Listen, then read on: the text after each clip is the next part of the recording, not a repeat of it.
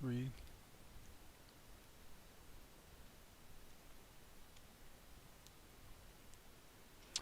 Okay. Okay, so this is a live streaming test.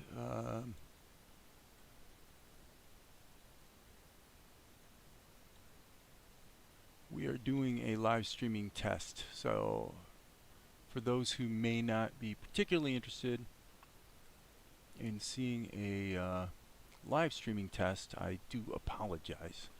But I'm trying to test whether actually jumping my internet connection to from 30 megabits to 500 will help.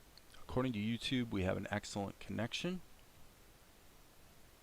but we will see. I'm going to give this 5 or 10 minutes, and I think we will know shortly what the status is. Looks like unfortunately I have another I'll get a screen that's on the way. So Jaman Swag, hey Jaman, welcome. I'm not officially live streaming right now. What I'm doing is I just bumped my internet speed up a lot, like to 500 megabits per second, and I'm wanting to find out if that solves our buffering problem that we've had. So time will tell. But if we're going to have an issue, we'll probably have it pretty quick. I need to actually check a couple connections here on the video side of things. So again, I apologize for getting your attention. There's probably a way to set up a live stream that doesn't actually notify everybody, which is probably what I should have done. But as I say, what I'm doing here is I'm just checking to see if we're going to not have dropped frames. So since we're here, let's kind of recap what I've been working on here today, and maybe I'll actually try to get a little work done. What we see going on here is it's a promotional video actually for Encourage TV, which is another YouTube channel that has many hundreds of thousands of subscribers actually, and is the YouTube home for Bridgestone Multimedia, which is the company that distributes the films that I've written and directed. So if we go on YouTube to here, okay, yeah. So on my other screen, I will flip over here. So this YouTube channel is for Bridgestone Multimedia. And as I say, there's a couple movies here in their library that I wrote and directed. Trying to find them here. They seem to have them buried a bit. But anyway, so they asked me to help them out with a bit of a promotional video that essentially welcomes people to their channel and encourages them to subscribe, that type of thing. And so what we're going to do is we're going to be shooting some live action video with myself and my daughter, who starred in the horse movies that I've created. And she and I are going to do this promo video, and then we're going to basically turn into cartoon characters towards the end and put in a little plug for Salt and Light. So should be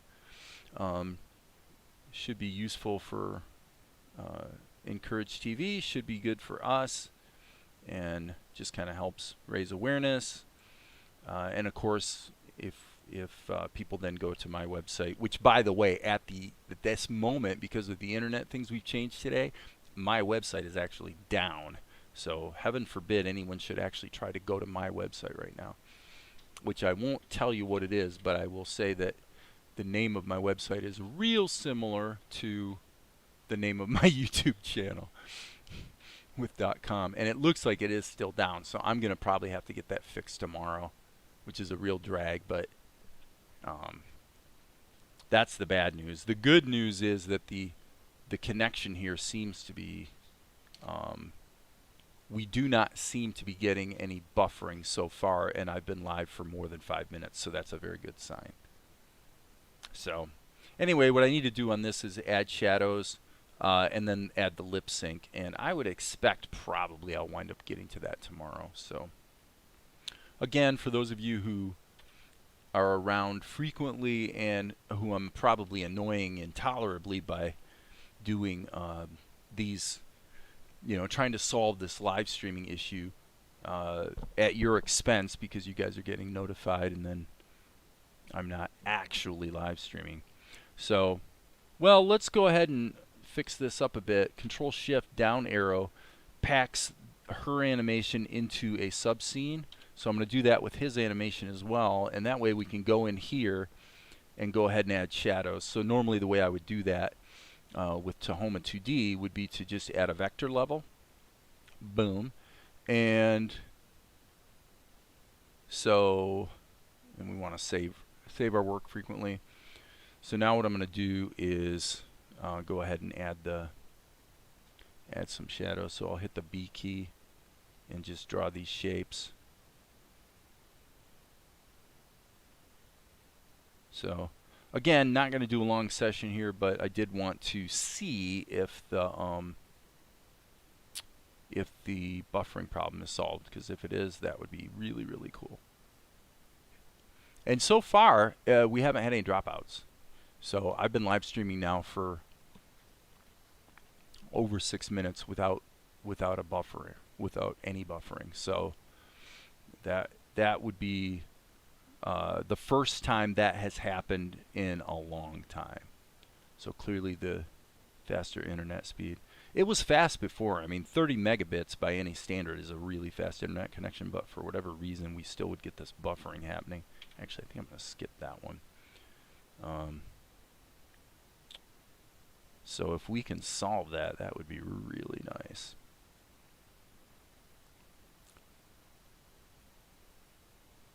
So with Tahoma 2D, obviously you can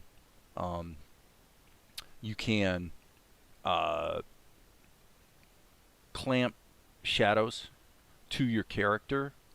I'm not actually doing that in this case. I'm just basically being careful to stay inside the lines for this particular one. So, as I say, I'm just going to give it a few minutes, plunk along here, make a little progress on this shot, and then we will see if we actually manage to go with no buffering issues. But so far, no buffering. So far, a steady connection, which is awesome. Okay, so now, gosh, I think in this case, what we want to do, one thing that a bug in Tahoma 2D, I mean, you could argue it's a bug, is that what I'm doing right now is I'm drawing shadow shapes, like, you just draw a shape and it fills it automatically. So, if you go to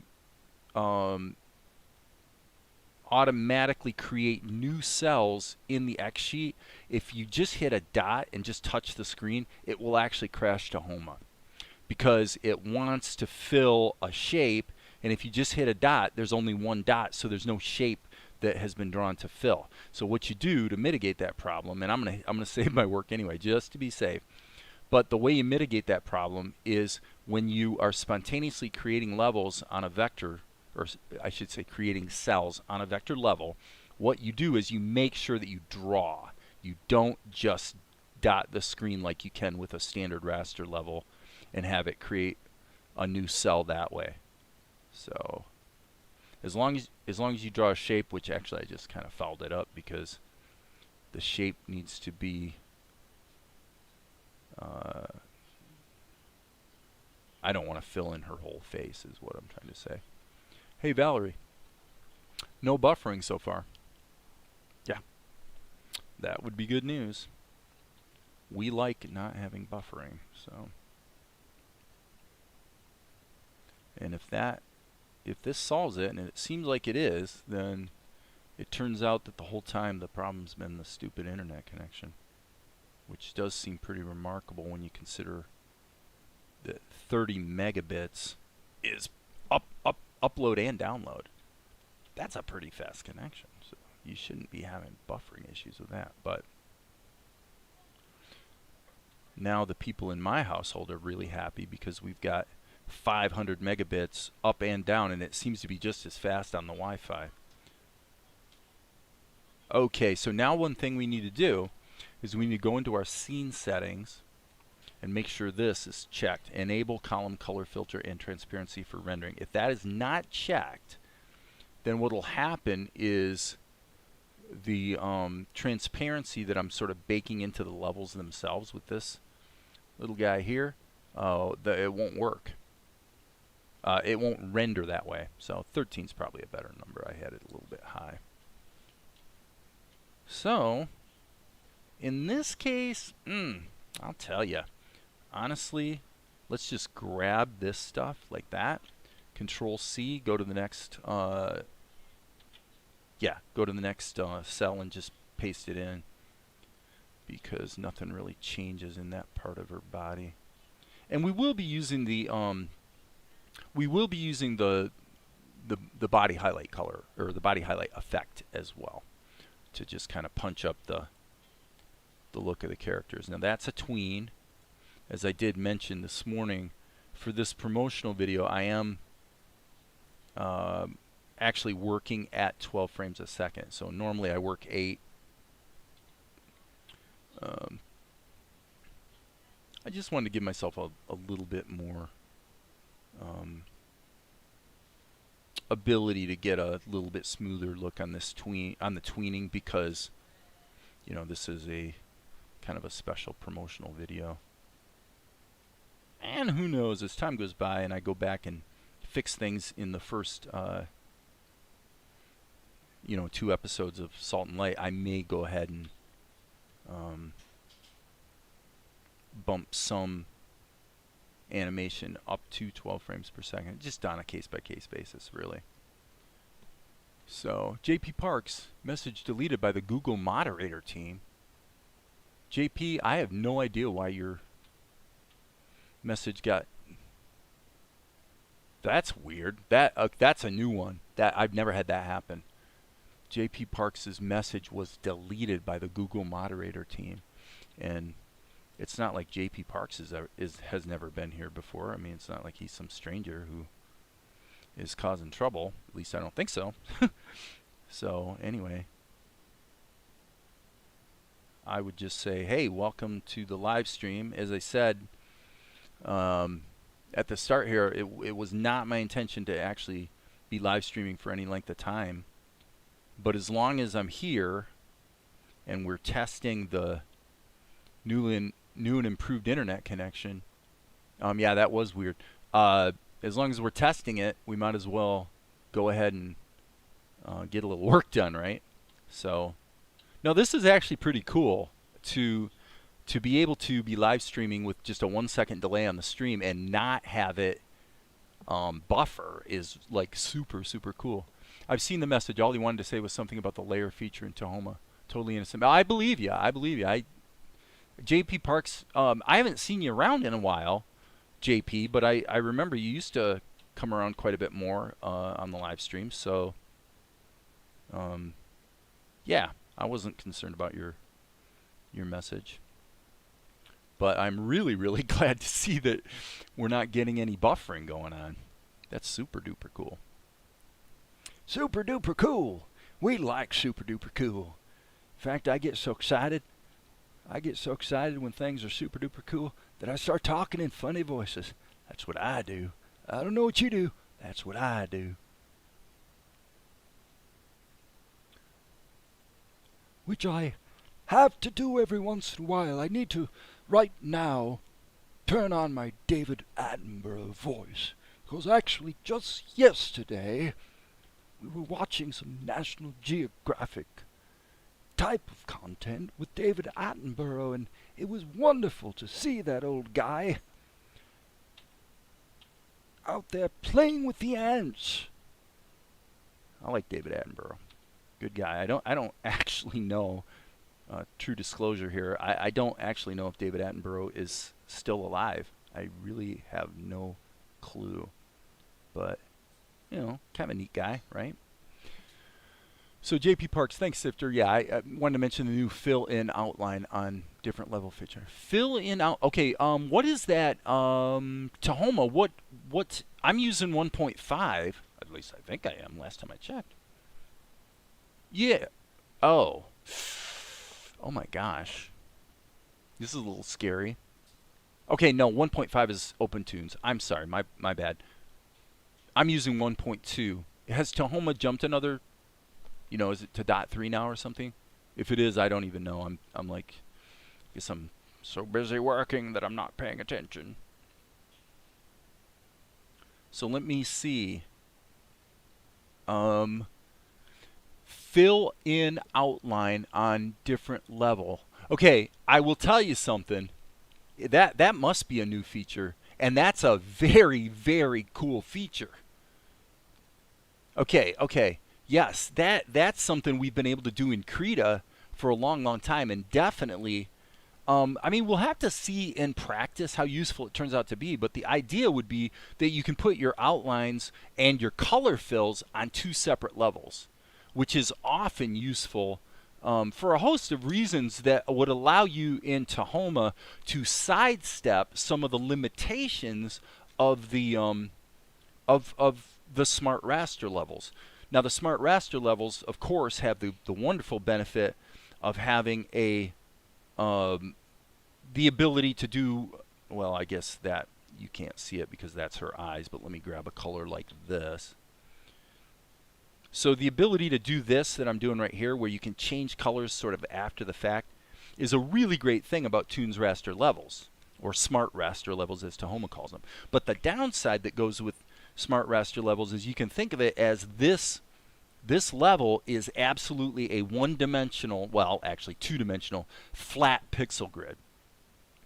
And what the heck? And it's only smart raster. Okay.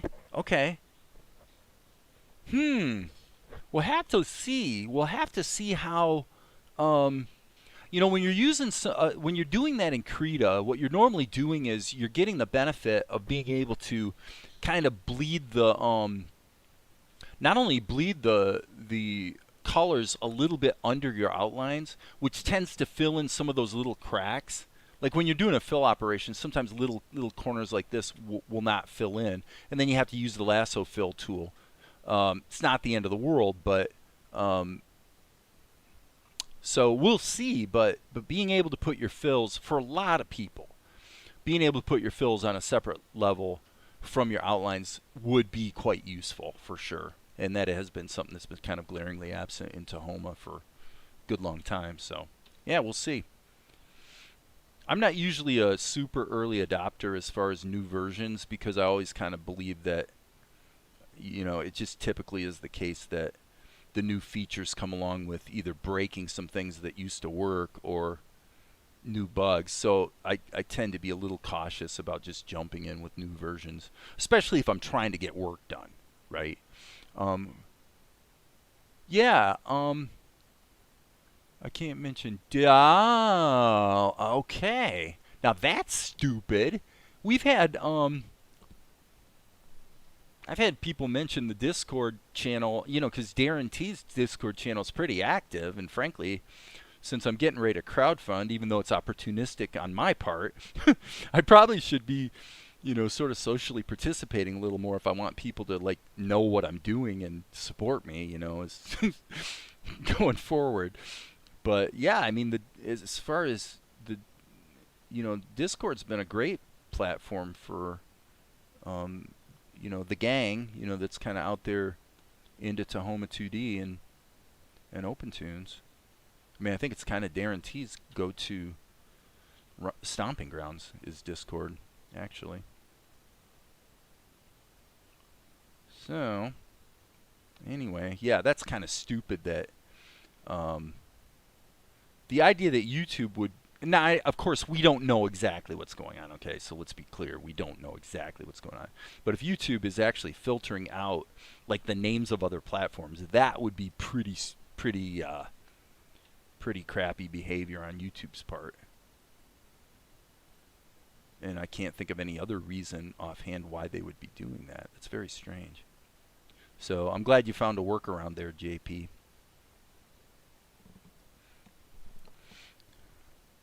Yeah, exactly. Sifter's right. Well, I'm really kind of excited, guys, because this is the first time I've done a live stream in a long, long time where there's been no buffering issues at all. The stream hasn't frozen. Um, this is really, really nice to not have to like pay attention and see if it's gonna like freeze up every few minutes. So, well, that's what happens when you crank up your internet speed. Now, to be fair and accurate, in all reality, this machine that I'm working on, which is a 12-core machine, it's a really powerful machine. I've edited multiple full-length feature films on it, and it's basically my media production machine. 12 cores, 32 gig of memory. It doesn't have the newest GPU, admittedly. It's a fairly old card, and upgrading to something newer. I should hit up my brother-in-law. My brother-in-law has a an Ethereum mining. He's got actually several machines that are mining Ethereum, and the GPUs in one blade, I believe there are 12 GPUs that each cost like $2,000 a piece. They're just like insane. These this GPU array that he's got mining Ethereum, and it was making him a pretty good bit of money until, of course, the price of Ethereum tanked. Now, what's going on now, sociopolitically, in the United States with the SEC, the Securities and Exchange Commission, is just came out like yesterday or the day before. Kind of making some statements about crypto, and what I heard was that the infrastructure bill that's winding its way through Congress now has snuck into it some language that essentially puts pretty heavy regulation actually on the crypto trade, to where if you're even, and it could be even interpreted that if you're a miner, in other words mining crypto, that you might be treated legally as a broker, in which case if you pass some of your crypto on to someone else, you have to get identifying information from them if you want to be compliant with the law, which is, the crypto community is going to have a cow over that one.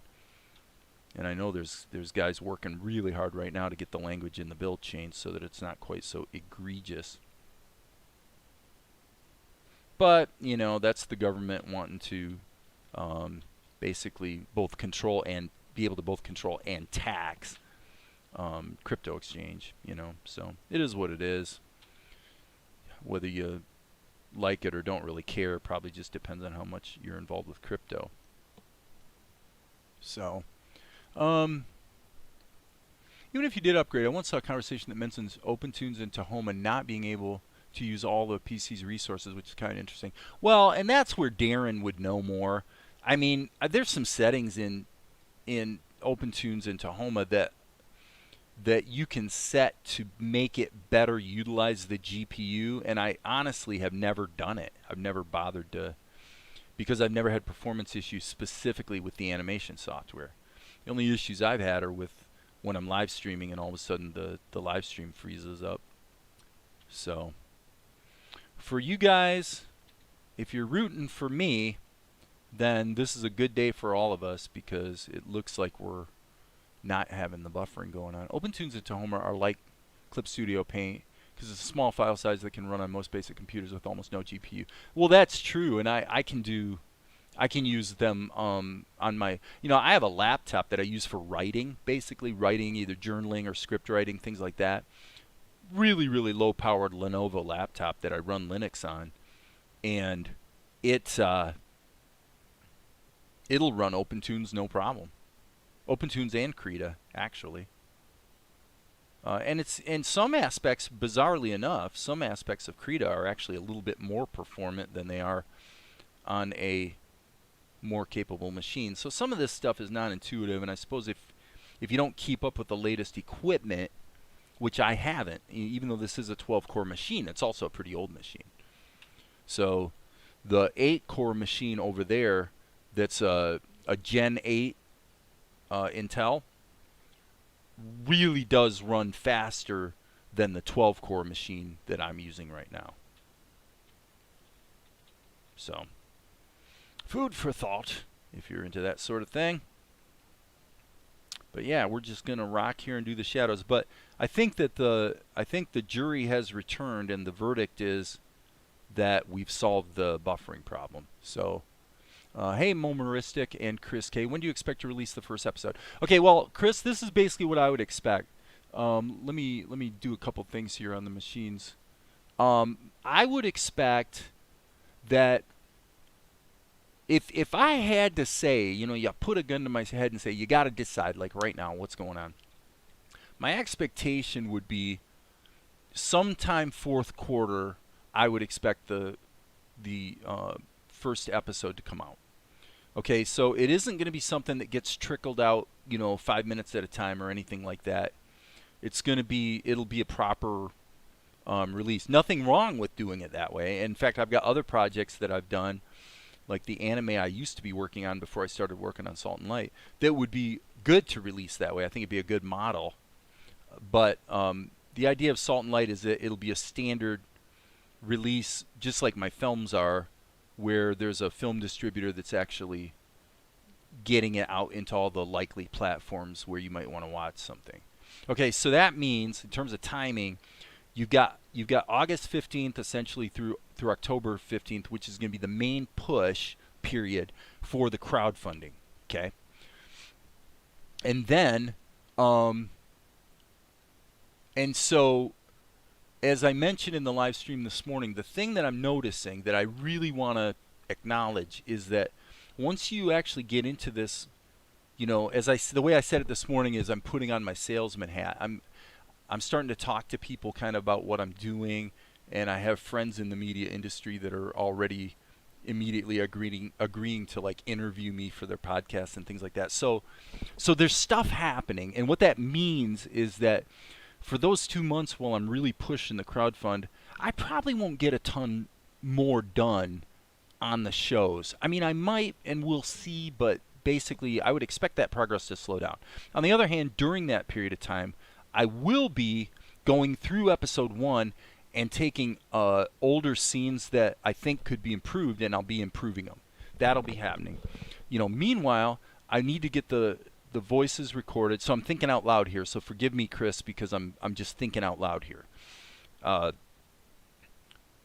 So basically, you're going to have a pretty busy couple months there, where I'm sort of promoting what I'm doing in order to draw attention to the crowdfunding, and at the same time fixing up episode 1. Meanwhile, I need to record the voices. And then I need to do the score. The score will probably take me, I suspect, for an episode, I would guess it's going to take me about 2 weeks, I think, to score a 24-minute episode. I mean, I'm pretty fast, and I think I can get some leverage and reuse in the music if I'm careful. And I've scored enough movies that I kind of know.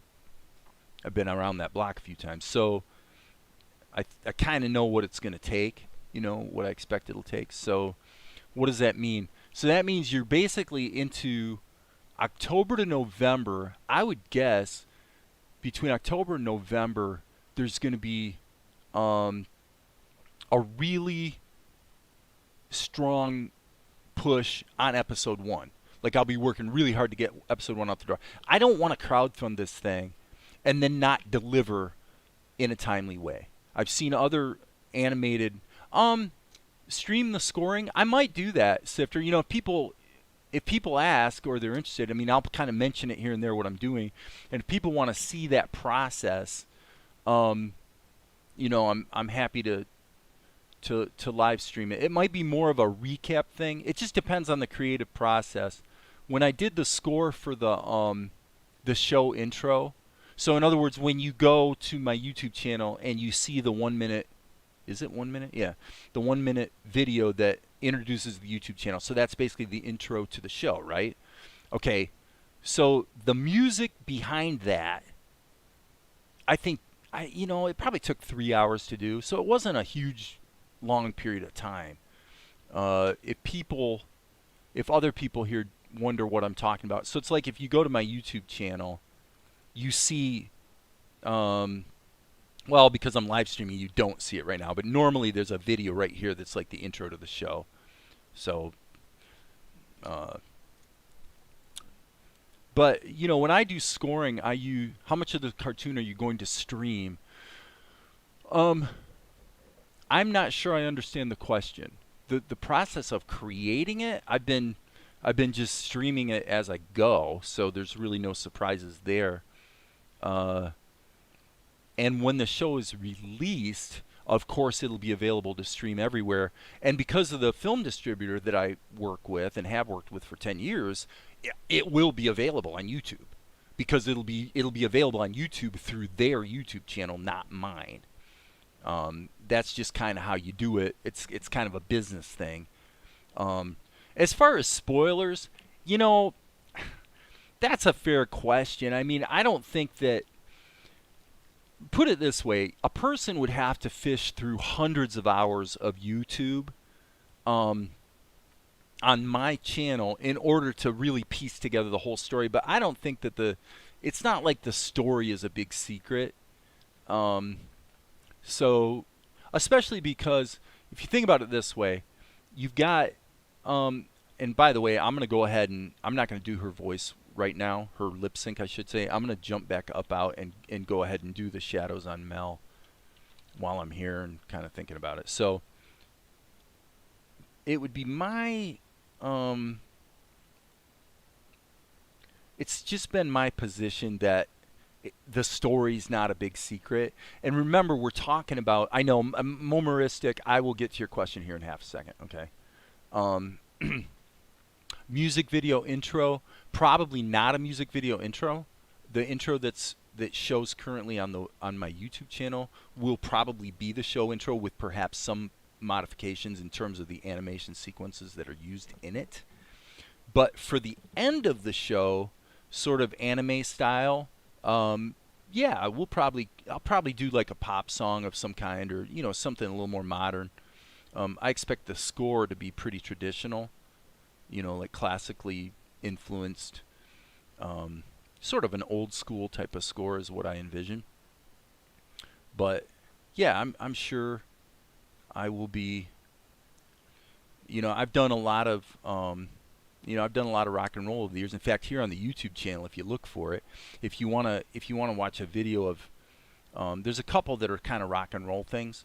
Like one where I did an unplugged version of Catmandu, and then also there's sort of a karaoke version of Man on the Silver Mountain, which is an old Rainbow song where I was basically channeling Ronnie James Dio. So if you want to see what I can, if you want to see what I can sing, it's here.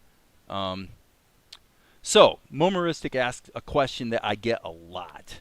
The question is, where are you going to get your voices? First of all, I'm probably going to wind up being the voice of Mel, using more or less kind of my normal voice the way I'm talking right now. Now, the voice of Asher, I expect fully that the voice of Asher will also be me. Because, well, I have recordings out there where I am already the voice of Asher. So, as you can guess, over the years I've done a great deal of voice acting, and so there will be voices by me. Uh-huh.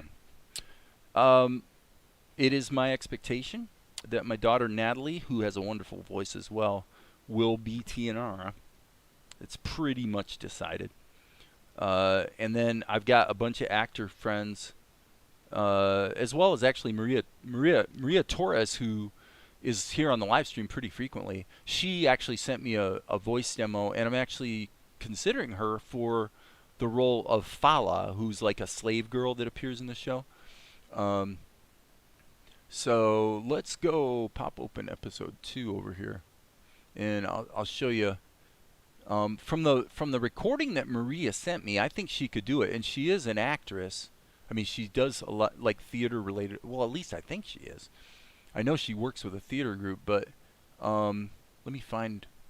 I guess I could actually go over here and just put this up on the screen this away. So let me just scan through here real quick. Where the heck is she? Where is Fala? Oh, I remember. Okay, there she is. There she is. Now, the voice of Golek. I've considered the voice of Golek. I may, in fact, also do the voice of Golek, who is the villain. He's the bad guy. And I kind of have told you guys here on the channel that he's based on Edward G. Robinson. Okay, so this is Fala. This is Fala, the slave girl. And so I'm kind of considering Maria for that role. You know, and I'll do a proper casting call. You know, I have lots and lots of actors. I mean, you know, like dozens of actors that I've worked with over the years who, many of whom have great voices. So we'll just see what comes together. See what comes together, my friends. All right, so there he basically turned his attention toward the audience, and then now he's going to start moving. Okay, so I got to figure out what I'm going to do with him through this tween section. And then, of course, we also need to actually, while I'm thinking about it right now, I'm going to hit the V key here and erase his mouth. Because once he turns into this position, he starts talking. So we really need to have the mouth on a separate level. So, yes, voice acting, it is one of the things I do. One of the things I do. It's a lot of fun. A lot of fun. You know, I've done a lot of voiceover work over the years, like a lot for clients and things like that. So it's all good. It's all good. It's what I do. It's what I do. What do you do? That's what I do. So, yep, I like doing voice acting. I like writing. I like doing voice acting. I like animating. I like writing music. I like editing. So, add that all together and it kind of makes sense to make a cartoon, doesn't it? Okay, thinking about what I'm doing here with Mel, I will say, let's go ahead and do a D key. And this is a little bit risky behavior, but I'm going to give it a try. So I'm going to go like this, and then I'm going to actually use my mouse. Just tilt this a little bit and see if we can do it this way. So I have to mouse over one of these edges, and unfortunately, as you can see, the actual shadow zones don't move with it. Just the outlines, so it's really hard to see. Yeah, that's not quite up to scratch. You can see the problem there. Now, I'll get away with it on this particular, with this one, I'll get away with it. And the reason I'll get away with it is because, well, obviously I can edit it like I'm doing right here, but also, this is a tween that's only on the screen for one frame. So if it's a little, if it's not perfect, you're not going to see that. You're never going to notice it. All right, so from here, we need to do it this way. So what I want to do is look at this shadow here, kind of see what I've got. Okay. Pardon me, friends, for my loud, obnoxious cough right in your ears. So I wanted to sort of get a bead on the shape. Yep, that worked out pretty well. Okay, so now his arm is kind of sort of more or less in shadow.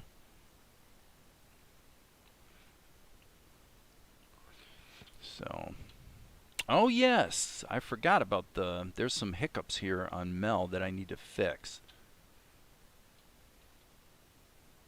You guys maybe can't see it, but there's actually some right here and right here, from when I cut and moved his head a little bit. I need to clean that up, but we don't need to do that this instant. Okay, so now I know what to do on the shadow here. Yeah, it's really, on the one hand, it's not good that I'm paying less attention to the screen up there where you guys are, but the good news is it's wonderful that I don't have to pay as close of attention because I don't have to worry about the the live stream buffering. Because normally what I do is I stop whatever the topic of conversation is. I quit talking when this stupid stream starts buffering, because otherwise there's this big gap, you know. So it looks like maybe we've solved that today. Wonderful, wonderful. That's exactly what we wanted to do. Okay, we got to get this shadow in here. Boom. Now you see how the shadow's doubling up on itself? Like the transparency is doubling up.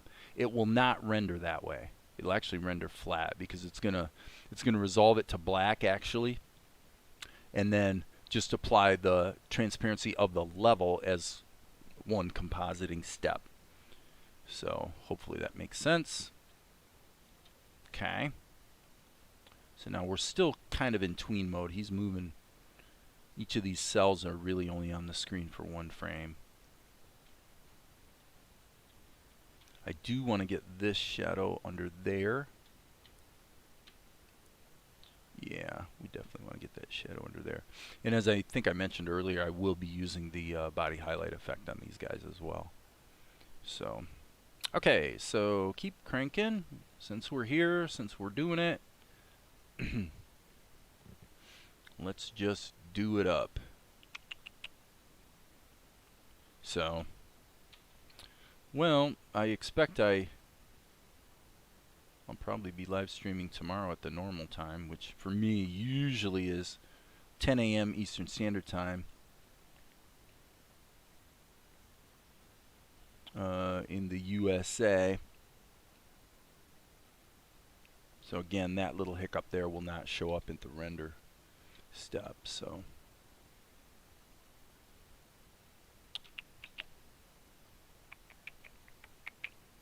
I feel like maybe got a little bit more smoothing on the. I'm going to turn the smoothing down and see if I like that better. Okay. And this would be pretty much the last. Yeah, it's definitely more tactile when you turn the smoothing off, like in a big way.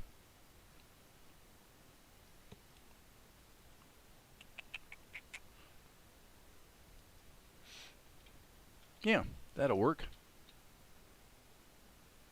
Any other questions out there, class?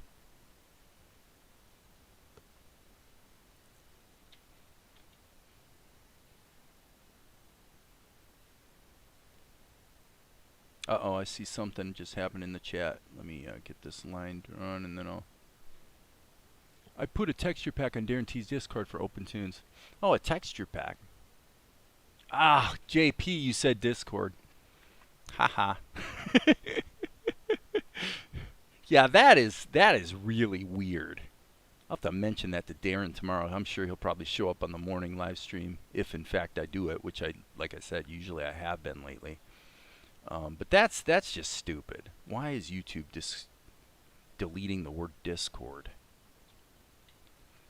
Maybe they're being politically correct and they don't understand what you're trying to say, and their stupid AI robots think what you're trying to do is sow seeds of discord. Okay, that's probably a stupid idea, but it is actually possible. Okay, so now if we go up here, what we should see happen, okay, it looks like yeah, it looks like the shadows are updating properly. Yep, that we're in good shape. So if we switch it like this, yeah, unfortunately I haven't been able to find a reliable way to make the shadows in a sub scene the way that their level of transparency propagates through that's level based doesn't quite work. So let's try this though. I'll bet if I actually change the color itself, then you can't see it. So that's going to be problematic. Yeah, that won't work. So we have to live with the fact that it's black in this view. If we look at it rendered though, it looks correct. So that means we can hit the old rewind button and see what's going on. Yep. Now all I got to do is get the lip sync in and then a few fixes. YouTube is all over the place these days. I tell you the truth, JP, really, really rarely. I don't actually know. In OpenTunes, I don't know if I've ever used a texture.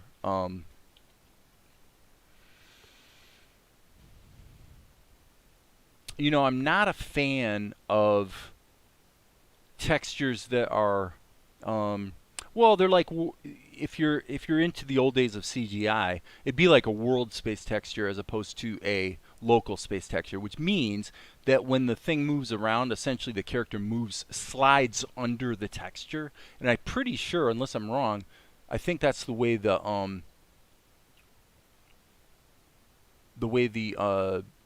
textures work in OpenTunes and Tahoma, which I've just never found many uses for them. Typically, if I was going to try to do something like that, I'd probably be doing it in Krita and then just cutting and pasting into Tahoma, you know, because I do that sometimes. I love how OpenTunes Tahoma 2D works with mixed media scan in, like marker and paint for backgrounds. It gives a good balance. Yeah, I mean, most of the backgrounds in here, like usually when I'm doing a background, they're usually painted in Krita, actually. You know, most of the, not all of them. Like this one, I mean, I'd have to think about it, but for the most part, these backgrounds are, you know, they're painted in Krita. So, I mean, it's just so easy to cut and paste them in, so why not, right? All right, what time is it? 6:29. So I would say, I think I'm going to go ahead and wrap it up. It's been 46 minutes, and I got the shadows done. I guess what I should do, though, no, strike that. I'm not going to wrap it up. I'm going to go ahead and fix these little neck issues on Mel, and then I think I'll call it a night tonight. Because, again, I didn't really intend to live stream tonight. I just was testing the new internet connection. And by golly, it's awesome. It's awesome. Okay, so there's one problem right there. That's pretty egregious. So I'm going to hit the eraser. And I think what I'm going to do is erase this whole section and just redo that line. This one here I could probably almost get away with, but... Okay, so what I'll do is go in and do the erasing first. And then we'll go back and fix the stuff. More proper-like. That one, yeah, that's going to have to be recolored, but got a little line there. Okay, so we're in pretty good shape. So hit the B key. I said hit the B key. That's one thing with Tahoma. Sometimes when you hit a key, it doesn't catch it.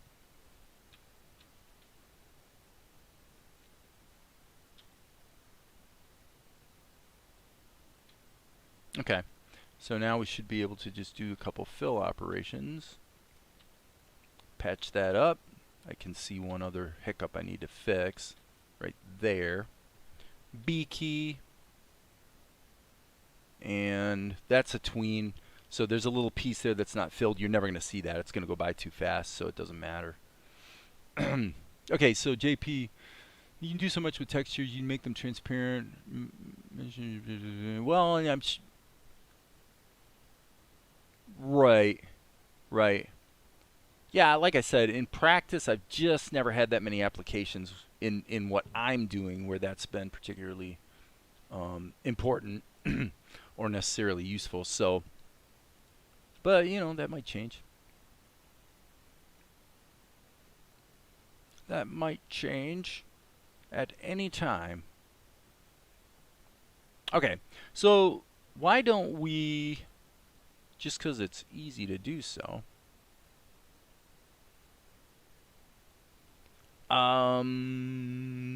let's do the vector thing. I think that's what I'm going to do. Since I'm here, and I guess I want to try to make this a nice round,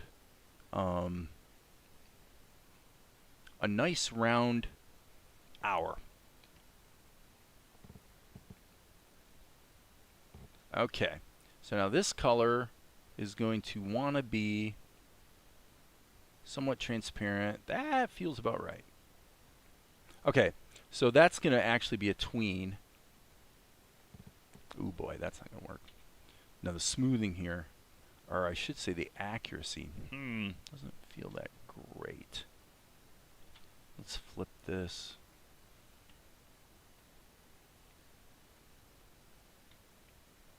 Okay. Don't love the... Let's see here. I'm going to change this to more of a brown color and then crank the opacity back up a little bit. That's probably a little better. Okay, and then what I want to figure out with textures, if I could use them for different sets of patterns for clothing. Well, I think that's what people, oftentimes that is exactly how they're used. Exactly. Sifter, what, correct. That's what Sifter's saying is exactly what I'm saying is the reason why I haven't really gotten into trying to use textures in OpenTunes is because it's exactly what you just said.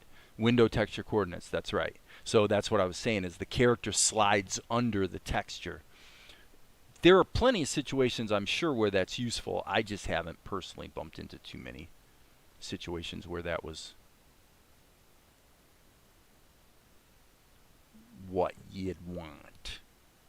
Okay, so here at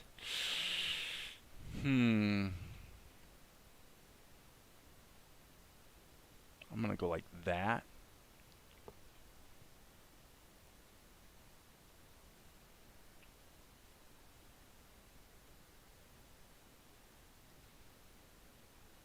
She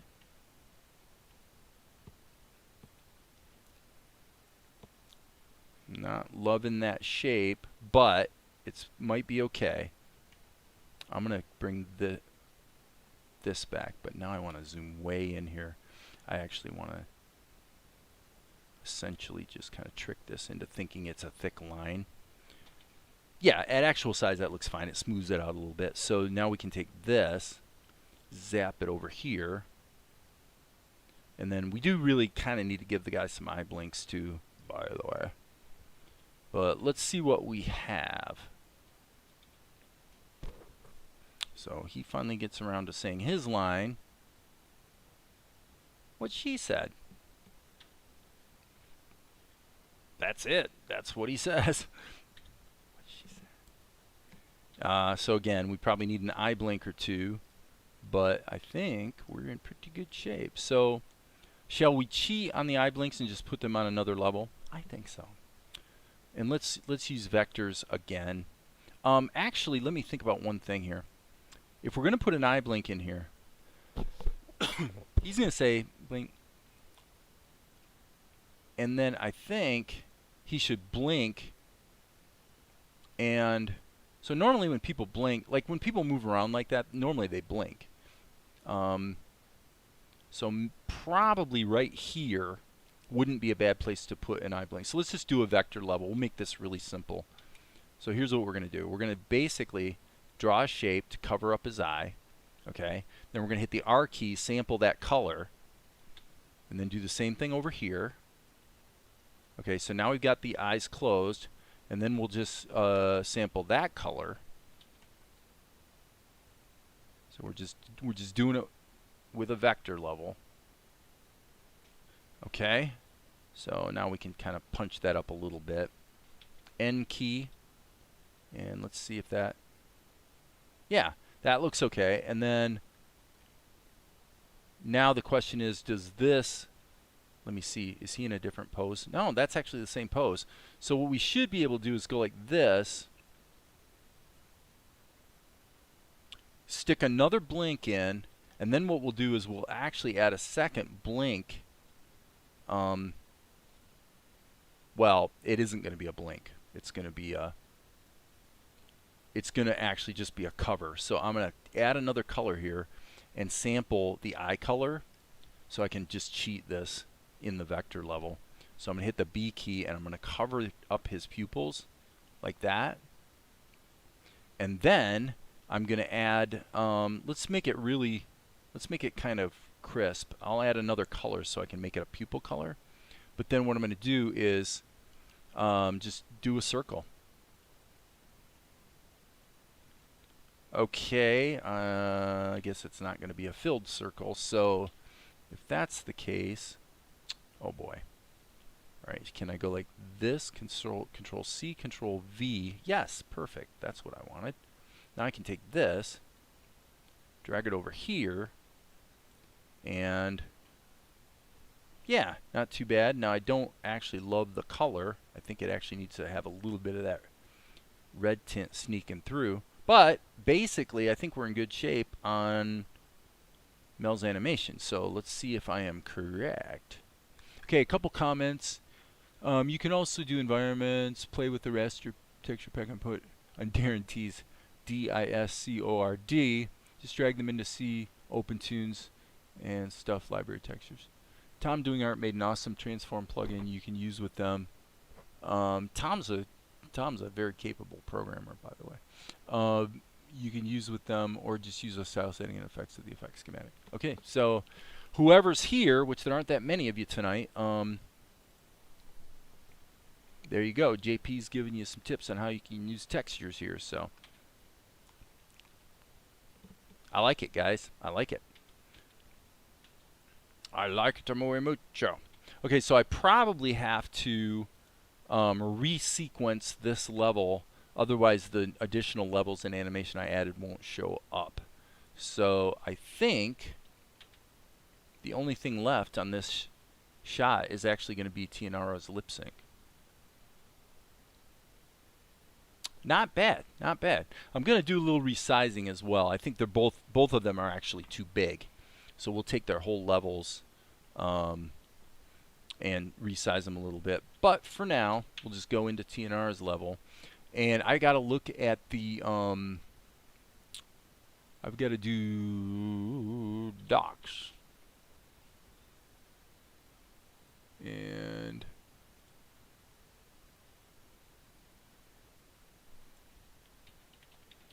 I think Google is thinking for me more than I really need for Google to think for me. Okay, there we go. So what does she say? She says, including an original animated adventure series called Salt and Light.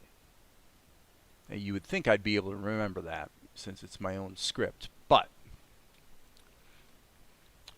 okay, so including an original animated adventure series called Salt and Light.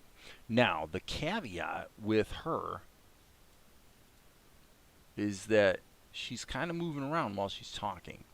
So my sense right now is that I'm probably going to be safer, have a little more control, if I use a smart raster level. So that's what I'm going to do. All right. First thing I'm going to actually do is turn this around because being that I'm right-handed, it's just easier. Okay. All right. Okay, so here we'll have her, and I'll go ahead and put an onion skin on there so I can see what I'm doing. And another thing I'm going to do here is this promo video is in English.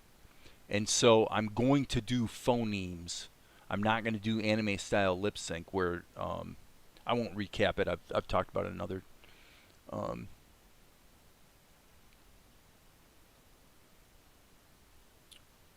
anyone ever used the camera capture feature in OpenTunes? Well, I've used the camera capture feature in Tahoma, but I've never captured video with it. I've just done, you know, I've captured stills. So maybe someone else can comment and have an opinion about that. Okay, so including, I'm going to come back to this one. Including, all right, let me just see how this feels timing-wise. Including, yep, that's about right, actually. I might give one more frame to that. And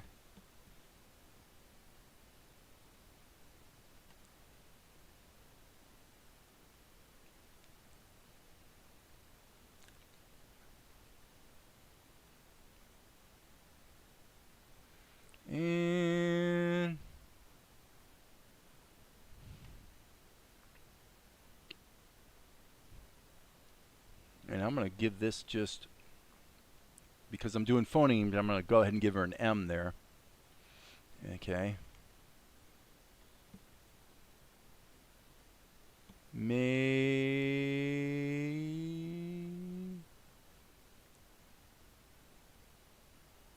10. All right, I'm going to spin back here and just kind of see how it's feeling. Animated Adventure Series. Yeah. Okay, now there is one little tweak though.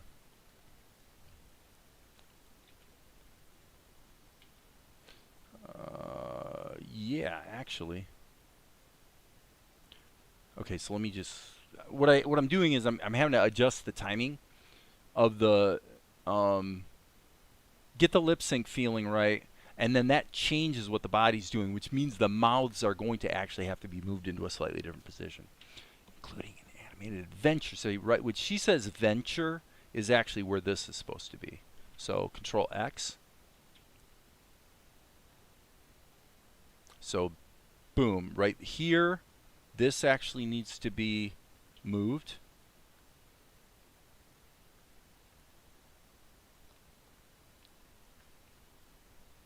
And unfortunately, I'm going to have to make a duplicate on this one. Ooh. Yeah, Dave, you might want to remember this little detail. Move the shadows too. Sorry, little boo-boo. I've been known to make boo-boos from time to time.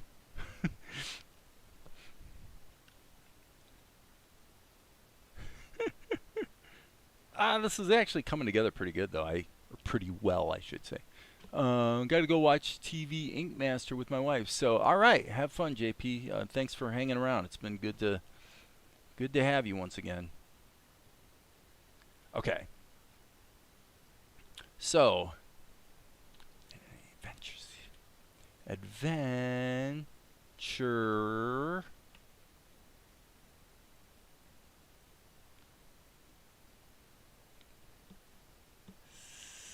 Series. Sorry, guys. Okay, do we put in a small phoneme there for the word series? And obviously I could be reusing the shapes. It's almost faster just to redraw them, right? Called. All right, so this worked out. So, okay, I kind of blew that one, didn't I? I think I'll get rid of this.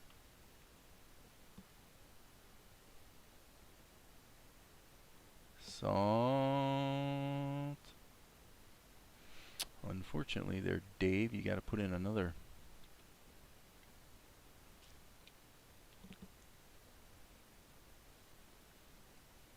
And I know I'm making faces. That's what we animators do. Salt.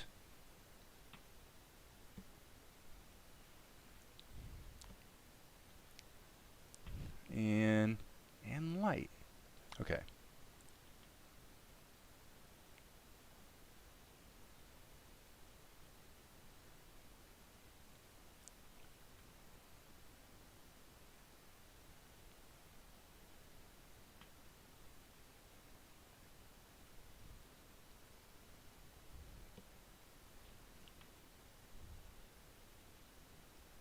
Nope, that didn't work.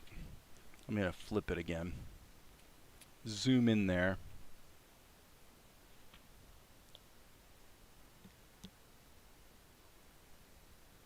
I like it. I like it muy mucho. Don't like the color, I must say, but we'll get this dialed in. We'll get her dialed in. Okay, so now I'm going to hit the F key, but I'm going to go into freehand mode. Okay. I'm not going to bother with teeth on this thing, by the way. I'm just going to do this the simple way, and then I may decide to go back in and add a little white here and there with sort of a judicious application of teeth apparatus. But, and obviously we could use the frame range option. Now, by the way, that one right there, I think I want to move down a little bit. Okay, hit the N key and the B key. Let's climb up out of here and see what we have. I'm going to go ahead and let this sort of pre-render, so I'm going to let this play around so that the shadows get cached into memory properly. And okay, I need to resequence. That's what I need to redo. So resequence. At least I think that's what's going on here. Actually, I might be wrong. What might be going on is, yes, that's what's going wrong. And it could be argued that really we should probably end here with just a smile. So let's just do that. Stretch this down to here. Go up out of here, and again, let's just resequence. I'm not actually sure that I need to, but and then the question is, yes, this frame can just be extended down there, so that's no big deal. All right. File, save all. I think the shot might be close to done other than resizing these guys. Well, if I'm going to do it, let's do it. So if I'm going to resize them, what I want to do is set their centers in a logical point, like around their hips or something. Or crotches, really. So that I can then scale them down a little bit. I want to actually take that off. Fast preview mode. I'm trying to move these two apart, and if you guys just heard a loud noise, that's Zuko. Zuko, the African gray parrot, and it sounds like there's somebody at the door. So hang tough half a second, guys. Actually, what I'll do is let this render around, because I think it's probably pretty close, other than the resizing. So.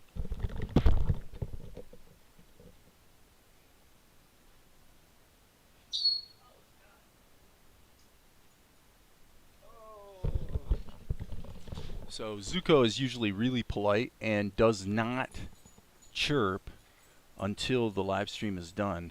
And I think he thinks the live stream is done. And he's right. It's pretty close. This looks pretty good. I mean, this is what I was trying to do. So let me go back to the beginning and look at the what is actually being said here. Including an animated adventure series called Salt and Light. What she said. Okay, so we could tweak the timing a little bit, but basically everything we need is here. And it could maybe be argued that Mel could be moved in a little closer so that he's actually not bleeding off. And then she,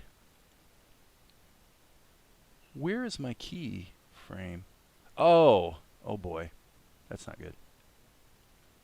So I'm going to cut this and paste it here. Okay, and then this one, I was on the wrong frame when I did the Animate tool. So we'll cut that. Just paste it here in frame 1. And that looks pretty good. She is a little bit further east, I think, than I prefer. But other than that, I think we're pretty good shape. So you'll have live action people, and then it wipes, and basically we turn into cartoon characters. We say our lines, and then it wipes back to live action. And then what happens is we're in this position, and then we lean back and point at the center of the screen, and then the Encourage TV logo grows out of the screen and engulfs the screen. So that's basically what the concept on this promotional video is. So.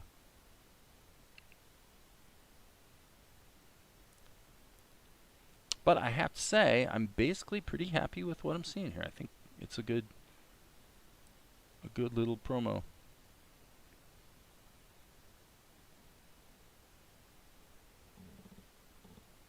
Okay, so that's it. I'm done for tonight, and it looks like the live streaming problem is solved, so that's great. Thanks for hanging out, guys. As you know, there will be more later.